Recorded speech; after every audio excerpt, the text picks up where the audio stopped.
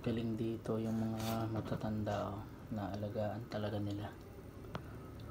Ayan, meron dito sa area namin, Smoky Lake Lions Club.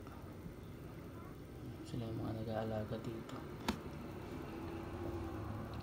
Yung kabilang yun yung every Wednesday pumupunta dito yan from BC, British Columbia yan. Tapos titinda sila. So, ngayon kumain yata sila dito sa inn, yung mga veterans.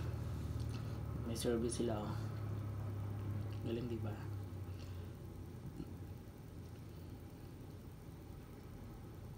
Safe na safe talaga sila dito. Mga ganyan. Yan, mga nag-work sa ganyan, malalaki sahod niyan. Galing. Parang almost 2 hours din sila. Kasi kanina nakakita ko rin kanina nung dumating sila eh. Tapos 3 yung stop, inisa-isa silang dalhin dito sa inn. Kasi dito merong restaurant dito, kumain yata sila. Ayan, tapos ngayon binabalik na. Ang galing ng service nila dito. Katawa.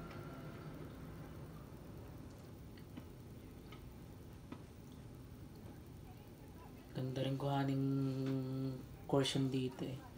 Pag nasa medical field ka talaga, maganda yung kitaan.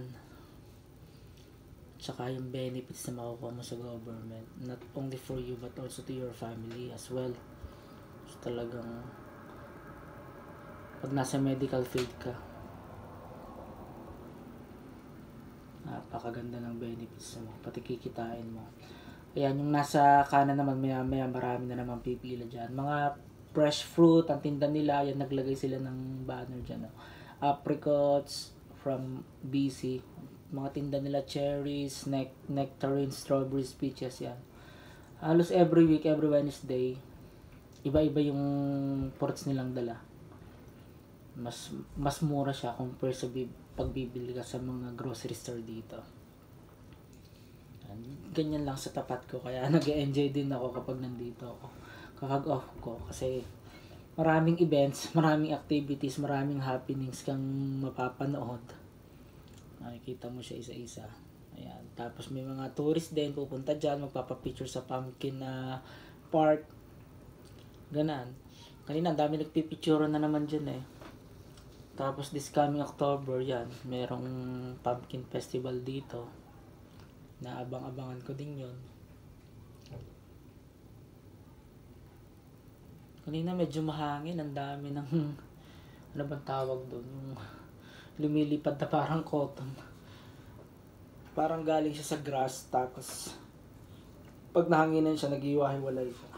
Nililipad-lipad yung dami. Ilang veterans ba yun? Parang nasa 5 yata or 6 na veterans yung daladala ng bus na yun.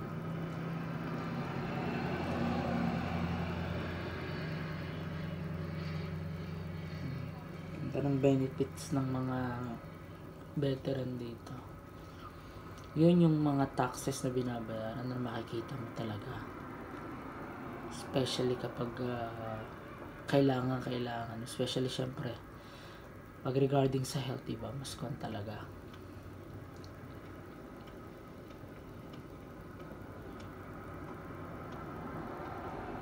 Kaya karamihan napunta dito talagang pinaka main concern nila is unang-una yung sa health nila, education, maganda rin education dito.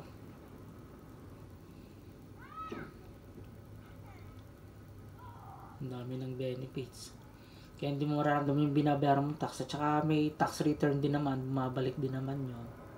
Tsaka dito nga, sabi ko nga na yung binabayaran namin is sa mga grocery taxes, GST lang, isa lang compared to other city na dalawa, minsan 12% yung kanilang binabayaran, 12 to 15%, dito 5% lang.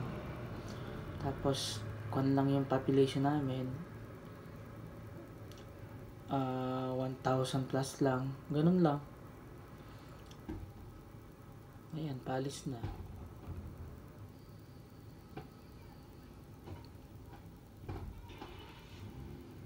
diba?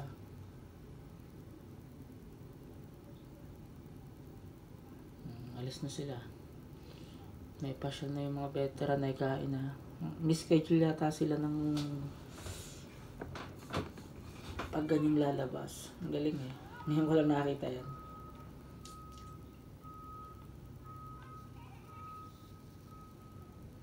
Uwi na sila. Yan na, hindi mabigat ang mga trabaho dito. Talagang mag-e-enjoy ka lang. Ayun, may nagpipicture doon na naman. Oh. Diba? Alis na sila. Tapos mamaya, haba na naman ang pila niyan. Kasi nga doon sa mga fresh fruits natin ganito. Siguro yung may-ari, yung matandang driver. Kasi siya lagi yung nagkukan dyan eh. Tapos minsan iba-iba yung kasama niya. Dalawa lagi yung kasama niya pero iba-iba. Baka siya rin mismo may-ari ng farm. Tapos siya rin nagbebenta. Tapos yung mga empleyado niya yun. Ganon. Mukhang bibili pa yata yung itong mga veteran ng mga fruits. Oo nga. Lions Club International. Yun pala yun.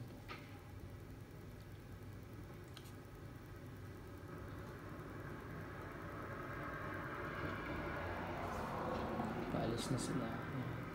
Wednesday ngayon. Day off ko. Ayan. Ayun si Lolo. Siya yata. Siya nga siguro may-ari niya. Pero hindi pa ako nakakabili dyan. Sinisilip ko lang lagi pero hindi pa ako nakakabili. Maya mahaba na naman ang pila niyan.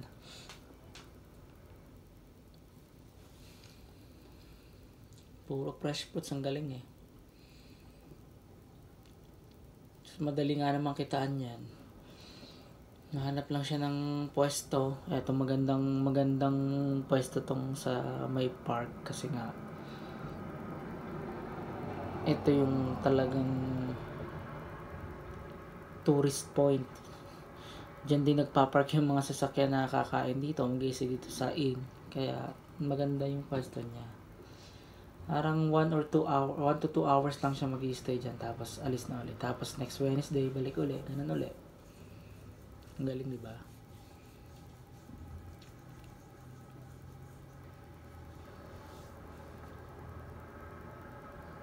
Yan, nagse-set up na sila. May dala rin silang tent. Galing eh. Ina-assemble lang pagdating. Assemble lang. Tapos mamaya, mga naka-display ng mga paninda nila. Puro fruits. More on fruits yung mga paninda nila.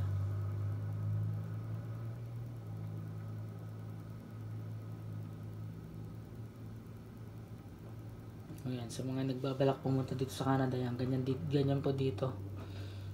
Ayan. Ganyan ang mga business nila dito. Especially dito sa area ko. Most of them is farmer. Yan yung mga trabaho nila dito. Kaya marami ditong farm. Maraming field. Ay, bumalik yung kwan. Yung mga veteran. Baka nga may bibili. Ay, bumalik na. Ay, may bumili nga. Ayun, bumaba. Bibili nga siguro. Diba?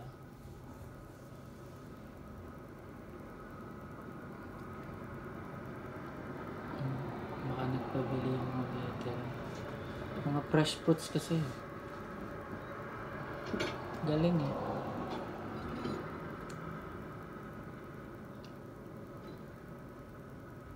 Maya tingnan ko siguro. Baka bumaba ako mamaya. Tingnan ko makakabili ako.